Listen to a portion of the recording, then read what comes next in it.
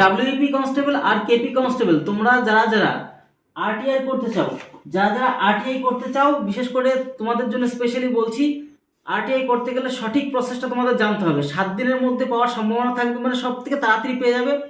এর পাশাপাশি তোমার খরচটাও কম হবে। অনলাইনে তোমরা যদি করতে চাও সেক্ষেত্রে 500-700 টাকা খরচ হতে পারে, আর যদি অফলাইনে করো সেক্ষেত্রে 50 টাকার মধ্যে তোমাদের হয়ে যাবে, প্লাস তাড়াতাড়ি পেয়েও যাবে। মানে অফলাইনে করলে সুবিধা বেশি, অনলাইনে গেলে অসুবিধা বেশি, টাকাও বেশি যায়, সময়ও বেশি লাগে জানতে, ঠিক আছে? তাই প্রত্যেককে তোমাদেরকে বলবো অফলাইনে করো। অফলাইনে করতে গেলে কি কি লাগে সেটা তোমাদেরকে বলে দিচ্ছি, একদম সহজ, কোনো রকম পেঁচানোর কিছু নেই। এই ফর্মটা প্রিন্ট আউট করে বের করবে, যে কোনো জায়গা থেকে প্রিন্ট আউট করে বের করবে।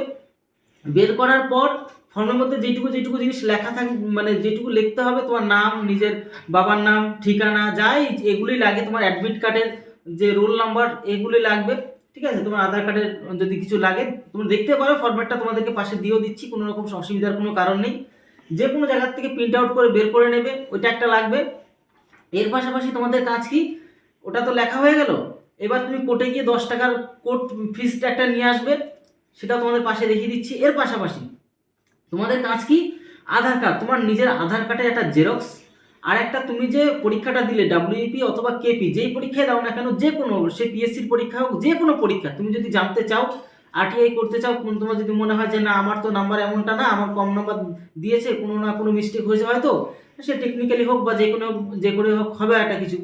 এবার সে তার জন্য তুমি কি করবে, যে তোমার সমস্যাটা তুমি ওর মধ্যে লেখা থাকবে, সে নিয়ে টেনশন নেই, মানে তোমার ওই মার্কটা দেখাবে, অথবা তোমার যে মেন কপি যেখানে তুমি করেছো সেটা তোমাকে দেখাবে। রেলের তো কোনো ব্যাপার না, রেল তো টোটালটা দেখিয়ে দেয়।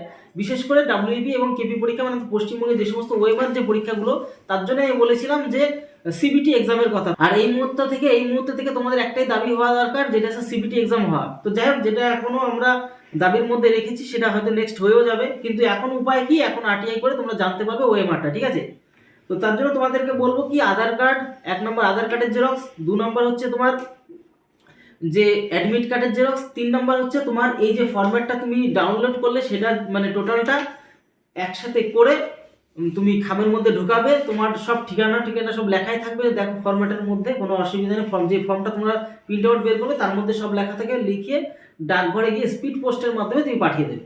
তাহলে সম্ভাবনা, তাহলে কি হয়, পিআরবির কাছে ডাইরেক্ট চলে যাবে সেটা, ঠিক আছে? ডাইরেক্ট তোমার এই ফর্মটা, তোমার চিঠিটা ডাইরেক্ট চলে যাবে, গিয়ে পিআরবি যত তাড়াতাড়ি সম্ভব তাড়াতাড়ি তোমাদেরকে জিনিসটা জানাবে। আর নতুবা যদি অনলাইনে করো, অনলাইনে করতে গেলে তোমার সময় লাগবে বেশি, আর টাকাটা 500 টাকা বেশি খরচ যাবে, ঠিক আছে?